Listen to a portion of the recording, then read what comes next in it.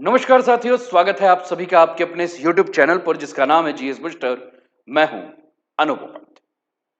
साथियों, 33 साल बाद फिर से धरती के सीने में गूंज सकता है परमाणु धमाका। एक तरफ अमेरिका, जिसने दुनिया को बताया कि अब परमाणु परीक्षण इतिहास बन चुका है, तो दूसरी तरफ रूस, जो कह रहा है कि अब वक्त आ गया है अपनी शक्ति को दिखाने का। राष्ट्रपति डोनाल्ड ट्रंप ने पेंटागन को सीधा आदेश दिया है कि अब वह टेस्टिंग को शुरू करें।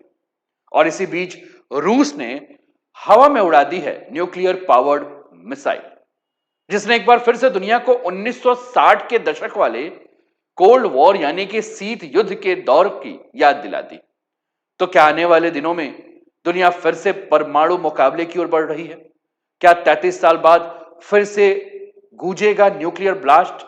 आइए आज इसी टॉपिक को हम आपके साथ चर्चा करें, जहां जियो पॉलिटिक्स और ग्लोबल सिक्योरिटी दोनों की परतें जो हैं वो एक एक करके खोलेंगे। तो आज का टॉपिक जो कि आपके स्क्रीन पर आपको देखने को मिल रहा है, 33 साल बाद फिर गूंजेगा परमाणु धमाका, Trump versus Russia, cold war 2.0। साथियों, चैनल पे पहली बार है तो चैनल को सब्सक्राइब करके बेल आइकन दबा दीजिएगा। वीडियो को अंत तक देखिएगा और अपने विचारों को कमेंट के माध्यम से हम तक पहुंचाइएगा। वीडियो पसंद आए तो अपने मित्रों के साथ भी व्हाट्सएप, टेलीग्राम और अन्य जो भी सोशल मीडिया प्लेटफॉर्म्स आप यूज कर रहे हैं वहां से अवश्य शेयर भी कीजिएगा। कुछ समाचार पत्रों ने भी इसको कवर किया है, जैसे कि हमने कुछ समाचार पत्र रेफरेंस के लिए प्रयोग किया है, जैसे राइटर्स हो गया, गार्जियन हो गया, पॉलिटिको न्यूज चैनल हो गया, है ना। तो इनको हमने किया है, जिसमें लिखा है कि ट्रंप से his restarting US nuclear testing. Reuters लिखता है Trump's tell Pentagon to immediately resume testing US nuclear weapons, Trump's decision to restart nuclear test. India Today ने भी इसको कवर किया। पहले एक तस्वीर मैं आपके सामने दिखा दूं, इस वीडियो को बड़े ध्यान से देखिए। और ये वही वीडियो है, एक वही परीक्षण है कि जो कि रूस के द्वारा किया गया है और उसके बाद पूरी बातें जो है उठ के आई।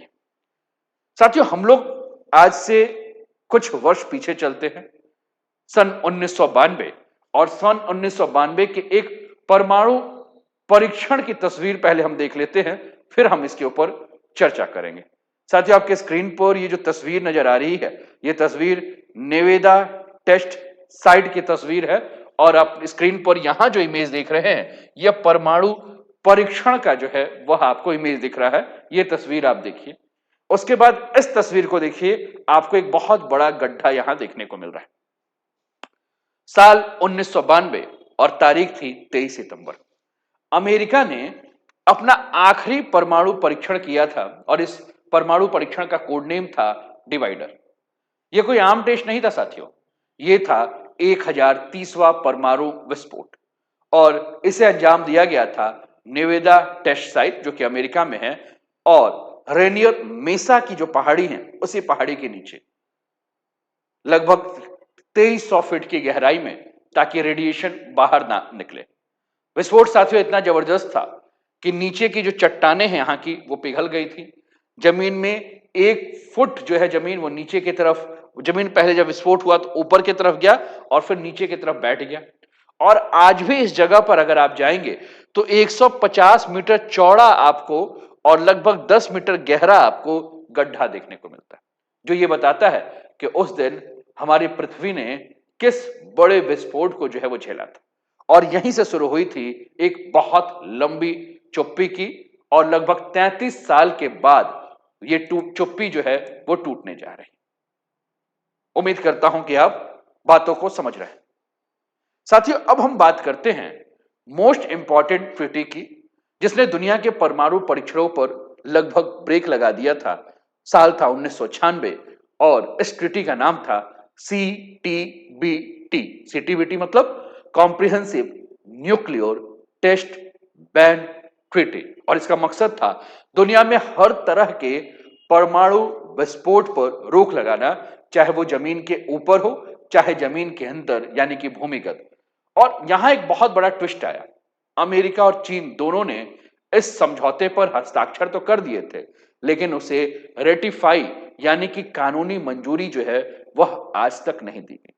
यानी कि 1996 का समझौता कि हम परमाणु परीक्षण नहीं करेंगे, चाहे जमीन के ऊपर चाहे जमीन के अंदर हस्ताक्षर भी हुआ, लेकिन कानूनी मान्यता ना अमेरिका ने दिया ना चीन ने दिया। और इसका मतलब साफ है कि अमेरिका चाहे तो वह कानूनी तौर पर फिर से टेस्टिंग जो है वो शुरू कर सकता है। और यही बात दुनिया को सबसे ज्यादा डराने वाली, क्योंकि जिस देश ने वैज्ञानिक रूप से परमाणु हथियारों की परिभाषा बदल दी, वह अगर दोबारा परमाणु हथियारों का टेस्ट करेगा तो इसका मतलब है कि एक नए कोल्ड वॉर का होना लगभग लगभग तय है। अब आ जाते हैं डोनाल्ड ट्रंप के बयान के ऊपर, क्योंकि डोनाल्ड ट्रंप ने कहा कि भाई अब एक और बयान है ये डोनाल्ड ट्रंप का, the United State has more nuclear weapons than any other country, this was accomplished including complete update and renovation of existing weapons during my first term in the office। ठीक, ये एक पुराना बयान है। इसके अलावा दूसरा अगर हम बात करें तो इन्होंने जो है वो क्या किया है, एक और बयान दिख रहा है, दूसरे देशों की टेस्टिंग को देखते हुए मैंने परमाणु हथियारों की टेस्टिंग तुरंत शुरू करने का आदेश दिया है। अमेरिका के पास सबसे ज्यादा परमाणु हथियार है, रूस दूसरे नंबर पे है, लेकिन अगले 5 साल में बराबरी पर आ सकता है, डोनाल्ड ट्रंप ये बात कह रहे हैं। यानी कि राष्ट्रपति डोनाल्ड ट्रंप जो ये कह रहे हैं कि हमने टेस्टिंग को देखते हुए परमाणु हथियारों की टेस्टिंग तुरंत शुरू करने का आदेश दे दिया है। पेंटागन को इन्होंने साफ कहा, यानी कि अमेरिका जो है अब परमाणु परीक्षणों में चीन और रूस की बराबरी करना चाहता है। ट्रंप कह रहे हैं कि हमें अमेरिका और रूस की बराबरी करना चाहिए।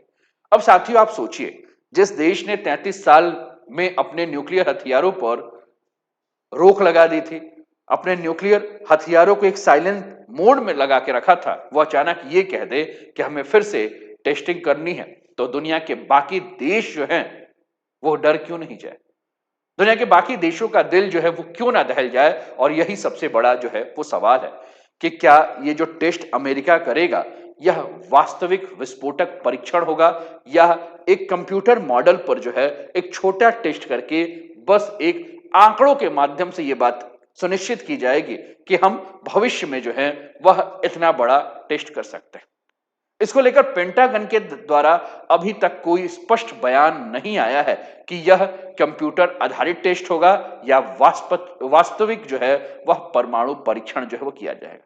यानी कि ट्रंप का जो ऑर्डर है इसमें स्पष्टता की काफी कमी है, जिससे दुनिया भर के विश्लेषक जो हैं वो काफी चिंतित हो गए।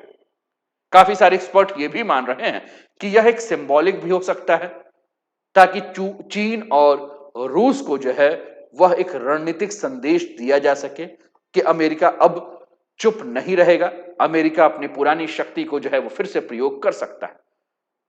और यह संकेत अगर नहीं है तो इसका मतलब है कि अमेरिका जो है वह एक्चुअल ब्लास्ट कर रहा है, और अमेरिका ने अगर एक्चुअल ब्लास्ट किया तो इसका मतलब है कि कोल्ड वॉर 2.2 जिसकी हम कल्पना कर रहे थे कि किताबों में कि हो सकता है वह फिर हो सकता है सच में, और धरती जो है वो फिर से परमाणु परीक्षण से, परमाणु विस्फोट से गूंज उठेगी।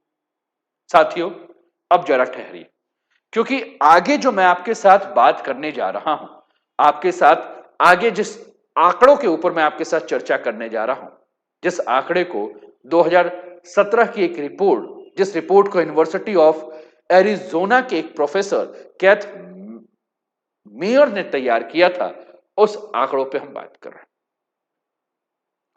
अमेरिका में जो भी परमाणु परीक्षण हुए हैं उनमें से जो रेडिएशन निकले हैं, कहा जाता है कि उस रेडिएशन से लगभग 6.9 लाख लोगों की जो है वो या तो मौत हो गई है या तो उनका स्वास्थ्य जो है वो गंभीर रूप से प्रभावित हुआ। यानी कि जो परीक्षण अमेरिका ने राष्ट्रीय सुरक्षा के नाम पर किए हैं, उस परीक्षण के अंत में उसने अपने ही देश के नागरिकों के लिए जो है एक जहरीला वातावरण जो है वो बना दिया। अमेरिका के अंदर ही रहने वाले अमेरिका के ही नागरिक कैंसर से, जन्म दोष से, यानी कि रेडिएशन से जितने भी प्रकार की बीमारियां हो सकती हैं उन बीमारियों से जो है वह जूझ रहे हैं। निवेदा में जो 1992 में अमेरिका ने जो परीक्षण किया था उससे हजारों परिवारों का जीवन जो है वह खराब हो चुका है। और ये नेवेदा में उसी पहाड़ी के पास जो है वो रहते हैं। तो इसका मतलब साफ है कि न्यूक्लियर टेस्ट सिर्फ एक सैन्य घटना नहीं होती, बल्कि यह मानवता के ऊपर भी प्रश्न उठाती है। और इस सच्चाई को लेकर पूरे विश्व को जो है वो फिर से सोचना होगा कि क्या शक्ति प्रदर्शन के नाम पर हम फिर खामोश मौतों के रास्ते पर लौट रहे हैं। हमने कहा कि ये जो पूरा का पूरा खेल शुरू हुआ, उस खेल के पीछे रशिया के द्वारा एक परीक्षण है, जिस परीक्षण की तस्वीर मैंने आपको इस वीडियो की शुरुआत में ही दिखाई थी। साथियों, रशिया ने अभी मात्र 2 दिन पहले, 2 दिन नहीं पहले 21 अक्टूबर को रशिया ने एक परीक्षण किया, एक अभूतपूर्व परीक्षण किया, जो कि न्यूक्लियर पावर्ड मिसाइल टेस्ट था। रशिया ने कहा कि यह 15,000 किलोमीटर की यात्रा कर सकता है और इस मिसाइल के अंदर जो फ्यूल्स है वह न्यूक्लियर फ्यूल ही है। नाम हम दिखा देते हैं, रूस की क्रूज मिसाइल जिसका नाम था बुरेवस्तनिक। इंजन जो है इसका न्यूक्लियर टर्बोजेट है, रेंज अनलिमिटेड है, उड़ान जो है वो 50 से 100 मीटर की ऊंचाई पर, स्पीड 850 से 1300 किलोमीटर प्रति घंटा। ठीक है, इसका नाम जो है वह रूस के एक समुद्री पक्षी के नाम पे रखा गया है। नाटो ने इसका नाम SSC X9 स्काई फॉल जो है वो रखा है। अब इसका परीक्षण रशिया ने जो किया है 21 तारीख को, ठीक, जिसके बारे में हम कह सकते हैं कि ये कोई आम मिसाइल नहीं है, ये वही टेक्नोलॉजी है जो रूस की पोसेडियन जैसी भयावह परियोजना में इस्तेमाल की जाती है। इसी टेक्नोलॉजी का यह यूज जो है वो किया गया। रूस के राष्ट्रपति ने भी इसके बारे में कहा कि हमने दुनिया की सबसे शक्तिशाली न्यूक्लियर पावर्ड अंडर वाटर विकल्प पोसाइडन का आर्कटिक में सफल परीक्षण किया है। यह बड़ी सफलता है। पोसाइडन की पावर हमारे सबसे बड़े इंटर कॉन्टिनेंटल बैलिस्टिक मिसाइल यानी कि ICBM सरमत से भी ज्यादा है और इसका कोई जवाब नहीं। यह बात रूस के राष्ट्रपति ने भी कहा। इस मिसाइल के बारे में बताया कि इसके जो इंजन में फ्यूल की जगह परमाणु रिएक्टर लगा हुआ है, यानी कि इसे रीफ्यूल करने की कोई आवश्यकता नहीं। ये घंटों नहीं बल्कि कई दिनों तक उड़ान भर सकता है। इसकी रेंज जो है वो अनंत है, अनलिमिटेड है और यह किसी भी दिशा में और किसी भी समय में दुनिया के किसी भी कोने में हमला कर सकता है। फिर प्रश्न ये उठता है कि रूस को 21 अक्टूबर को क्या आवश्यकता थी इस मिसाइल की टेस्ट करने की। और हो सकता है कि इसका एक ही कारण है और वो है रणनीतिक संदेश देना। यानी कि रूस सीधा संदेश किसको देना चाहता है? रूस सीधा संदेश अमेरिका को देना चाहता है कि हम तकनीकी रूप से अमेरिका से आगे हैं और हमें किसी भी बात का डर नहीं।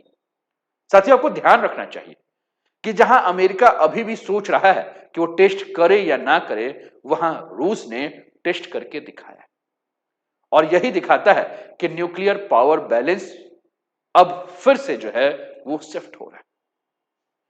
ठीक, आगे बढ़ते हैं और ये पोसाइडन प्रलय हथियार के बारे में बात करते हैं। 1000 मीटर तक पानी में चल सकता है जहां आम पनडुब्बियां नहीं जा सकती है।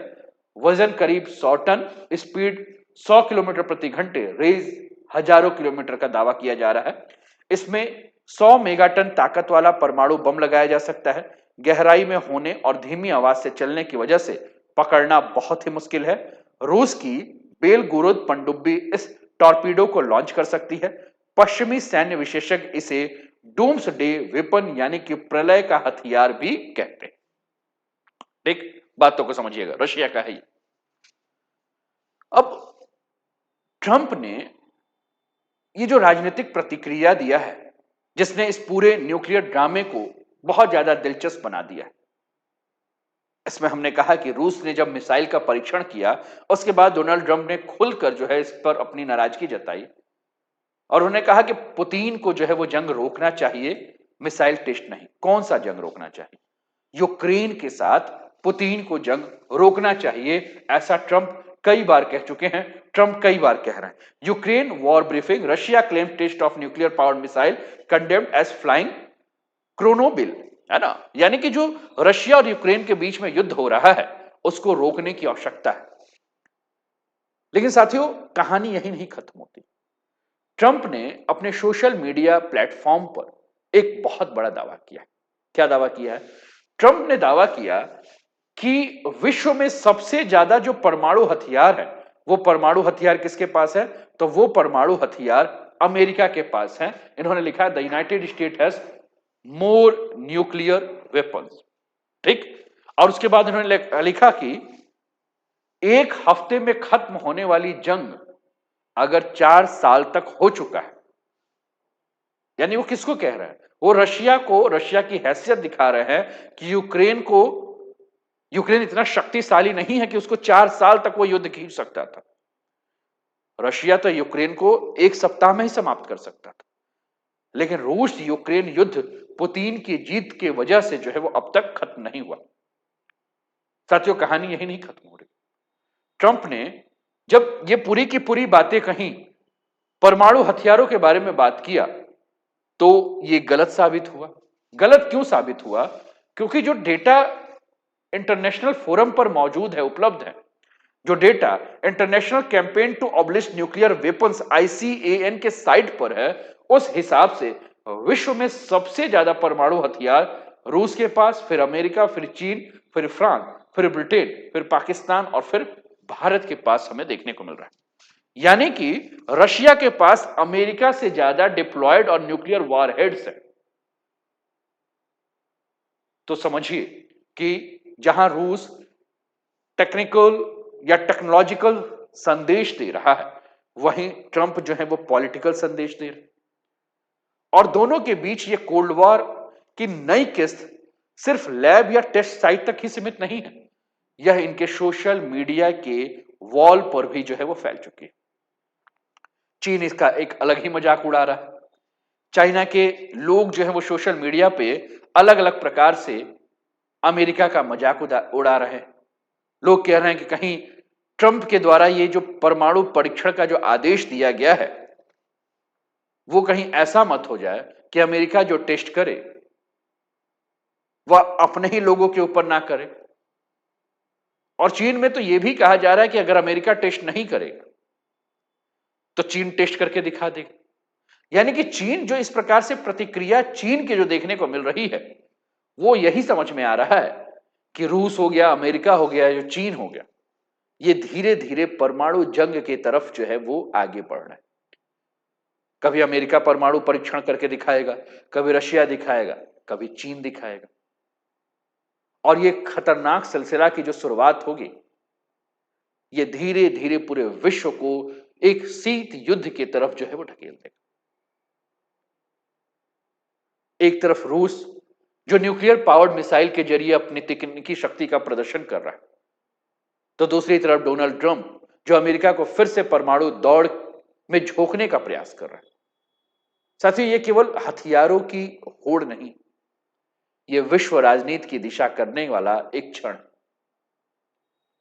अब सवाल यही कि क्या 21वीं सदी फिर से कोल्ड वॉर के साए में ढल जाएगी, जहां हर देश एक दूसरे को डरकर या हर देश एक दूसरे देश से डरकर अपने यहां हथियारों का निर्माण करना शुरू करेगा, या फिर दुनिया शांति और सहयोग का रास्ता चुनेगी। साथियों, याद रखिए, विस्फोट चाहे जमीन के नीचे हो या सत्ता के गलियारों में, कीमत हमेशा इंसानियत ही चुकाती है। अगर यह विश्लेषण आपको कुछ सोचने पर मजबूर कर गया हो, तो अभी तक वीडियो को लाइक नहीं किया होगा, कमेंट नहीं किया होगा, अपनी राय नहीं दी होगी, तो जरूर दे दीजिए और जुड़े रहिए जीएस बूस्टर के इस यूट्यूब चैनल के साथ, जहां खबरें नहीं, आपको समझ मिलती। तो चलिए फिर मिलते हैं अगले वीडियो में। तब तक अपना ध्यान रखिए, स्वस्थ रहिए, मस्त रहिए, तंदुरुस्त रहिए, हंसते खेलते मुस्कुराते हुए जीवन का आनंद लीजिए। जय हिंद, जय भारत।